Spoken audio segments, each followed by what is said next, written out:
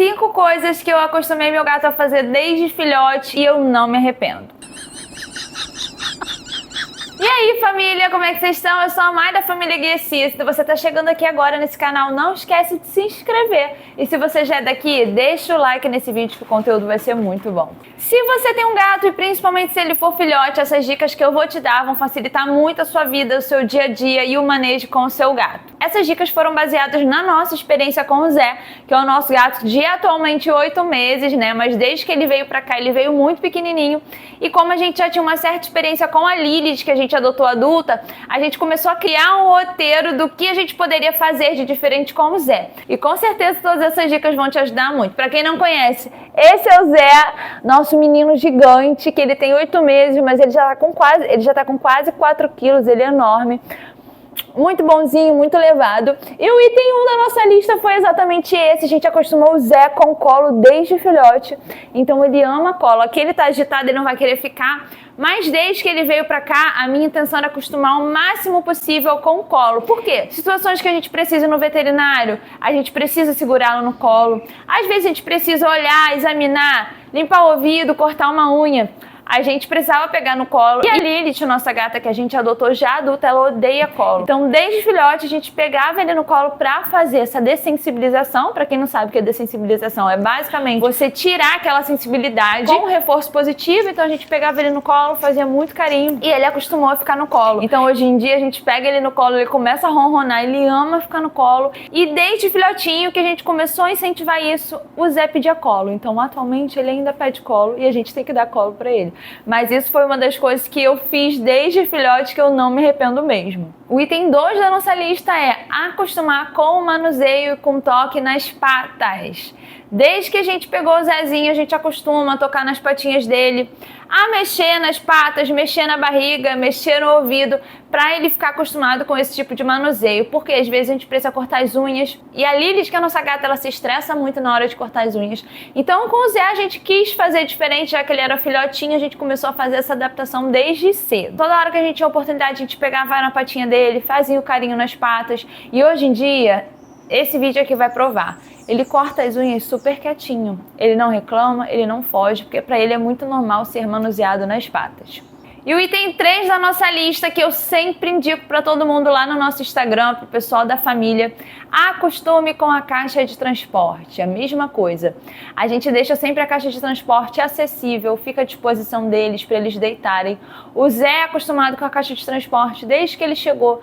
Todas as vezes, então, que a gente precisa sair, ele já tem a caixa de transporte como referência, então ele já prefere ficar dentro dela porque ele se sente seguro. Então, o fato da gente deixar a caixa de transporte acessível para ele dormir quando quisesse, fez com que ele perdesse o medo da caixa de transporte e tivesse ela como uma referência de segurança para ele. Então a caixa dele e a bolsa de transporte fica sempre acessível.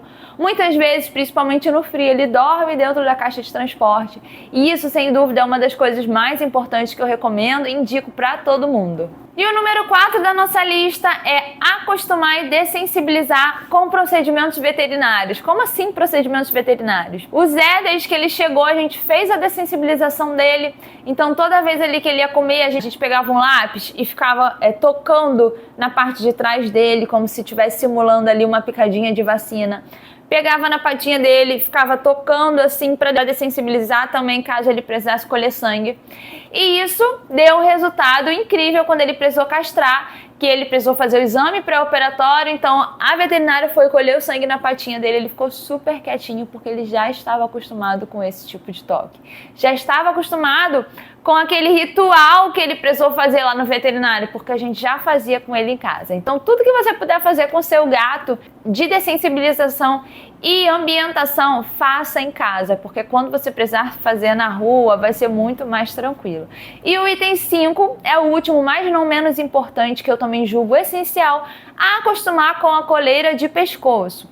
Primeiro de tudo, coleira de pescoço, gente, retira aqueles guizos, tá? Tem umas coleiras que elas vêm com aquele guizo, que é um sininho que vem preso na coleira, que faz um barulhinho. Tem gente que acha aquilo sensacional, porque você consegue saber onde está o gato, mas aquilo ali é tenebroso pro gato. Porque o gato é uma espécie que é caçadora e é presa, né? Ele é uma espécie muito mais sensível. Então você imagina o tempo inteiro você tá andando para lá e para cá com um barulho no seu ouvido. Então aquele guiso, aquele sininho estressa o gato ao extremo. Então todas as coleiras deveriam vir sem guiso, porque aquilo ali é completamente estressante para o gato. Então, acostume seu gato com a coleira de pescoço, mas retire o guiso. E por que eu gosto de falar sempre para o seu gato ser acostumado a usar a coleira de pescoço, aquela coleirinha? Porque o Zé a gente acostumou e a Lilith também. Muito gato que não é acostumado não tolera a coleira de pescoço, porque não tolera o toque, né, nessa região daqui de trás. Para alguns gatos é muito incômodo.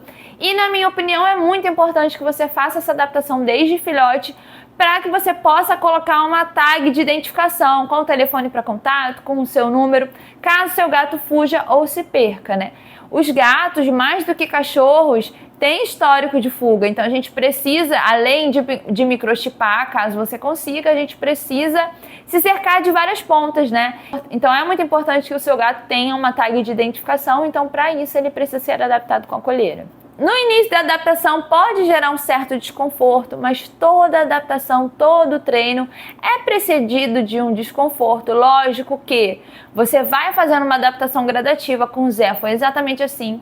Desde filhotinho a gente colocou a coleira, aí deixava um tempo, depois tirava, deixava um tempo, depois tirava. Se eu notasse que ele estava bem, eu mantinha. Se eu colocasse a coleira e notasse que ele estava incomodado, eu tirava um pouco. Então é importante que você persista também, porque muita gente coloca a primeira vez a coleira no gato e tira porque vê que o gato está incomodado. E aí o gato nunca vai se adaptar com a coleira. Então é importante que você faça uma adaptação gradativa. Coloca um pouquinho, tira um pouquinho. Coloca um pouquinho, tira um pouquinho. Até o momento que ele não se incomode mais com aquela coleira ali.